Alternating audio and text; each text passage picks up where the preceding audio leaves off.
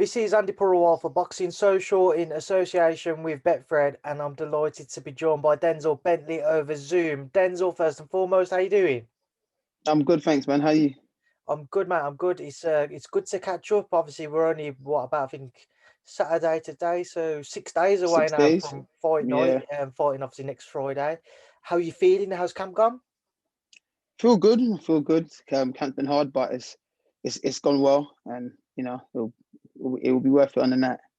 It certainly should be for yourself, Denzel. Talk to me kind of about your preparations going into a fight with somebody you previously shared a ring with in Mark. You know, you fought to that draw last time out.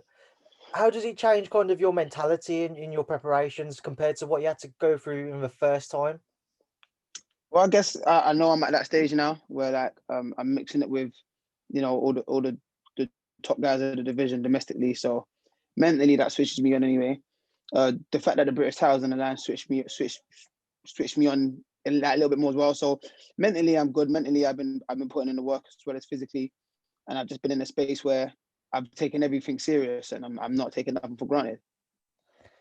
From a tactical standpoint, Denzel, just once again, how do you prepare for next Friday night? Because you know what Mark's going to bring. I imagine he'll obviously be working on something different to try and kind of upset your kind of thinking on the night. But what are you preparing for mentally, kind of from a tactical standpoint? I'm preparing for a good fight. That's it. I'm preparing myself, to be in the best shape I can be in to do the 12 rounds. To do it well as well, not just to get through the 12 rounds, but to dominate every round for 12 rounds. Do you know what I mean? So I'll be in good shape. To prepare for a good tough fight. If it ends up being a tough fight, I'll be ready. If it ends up being a little bit easier than I thought it would, I'll be ready. But ultimately, I think it's going to be a challenging fight. Are you expecting it to be similar to the first bout? Yes and no. Yes and no. Yeah. Can you let us in on what's making you think yes and no there? I just think he's going to do the same thing. Maybe start a bit faster or try to knock me out earlier. But I've been working on a few things myself, so I think After it'll be the same from him, but different from me. after the first fight, Denzel, a lot of people certainly over social media thought you'd done enough to win the fight. Reflecting on it, what's kind of your thoughts now looking back? Yeah, I still think I won. I still think I won. I watch it back and I'm just trying to see what the judges are scoring. I'm trying to watch it without being biased. I'm trying to look at what he's doing that makes them feel like he's winning the rounds. And the only thing I can give was that he was walking forward, because even when he was walking forward, he wasn't really catching me. Like, there's a few times I was in the corners and he threw a combination and he caught me, but it wasn't. It's not like that's what I spent the whole fight. If that makes sense. Like, I was moving around. Like, every round, I probably found myself in the corners at some point in every round, but it wasn't the whole round where I was just getting teed off on in the corner. I was moving around, jabbing, throwing the better shots, landing the better shots. And I think every time he threw, I made him miss. I made him get wild. I made him get anxious. I made him rush his work. I made him fight. I made him, pick up the pace a bit, because he probably felt like behind it. So I'm saying, so I just felt like I was picking him off well, and there's a few things I done wrong, and I can uh, work on and stuff. But at the end of the day, I didn't really see the rounds he was winning apart from the ninth and maybe the sixth. But that's about it, really, if I'm being honest. Heading into this rematch, Denzel, do you feel any pressure to make sure you are victorious this time round? Nah, no pressure, no pressure. I know I done it the first time, and I could do it again. So there's no pressure. I just gotta do what I do. I think I'm the better boxer. I think I'm the better fighter. Um, yeah, I just think I'm the better boxer. So there's no pressure on me. There's pressure on him because he was meant to knock me out. I'm meant to be Andrew Robinson's level. I'm meant to be all of these things that he says, which sounds nice on paper. By the end of the day, he ended up getting the draw of someone that wasn't meant to be on his level. So the pressure's on him this time around to get the win. There's no pressure on me. I know I can get the win. I know I've done it the first time. I know I could do it again. And this time, it would be more convincing from my side. You've obviously mentioned earlier on that the British title is on the line this time round.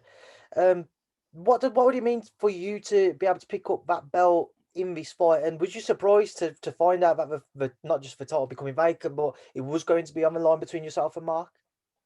Yeah, no, it mean a lot. It's my first belt I'm actually fighting for. I've never actually fought for a title as a professional, even though I've been chasing one for ages. So it's mad that the first one's actually the British, which is great, and I'm really excited about it. And I think it makes it even better fighting it in a kind of rematch, in a, you could call it a grudge match.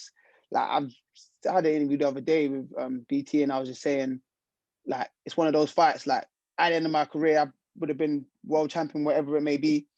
I look back at that fight and be like, this was the fight that set me off. Like, this is the fight that took me to whatever level I get to in the future, and it would just be something to look back on, and nothing can take that. No one can take that away from you. That this guy was British champion, or this guy was whatever champion. Like, whatever happens after that, I will be British champion or former British champion forever. Do you know what I mean? So it is good, and obviously it's nice being the champion of your hometown.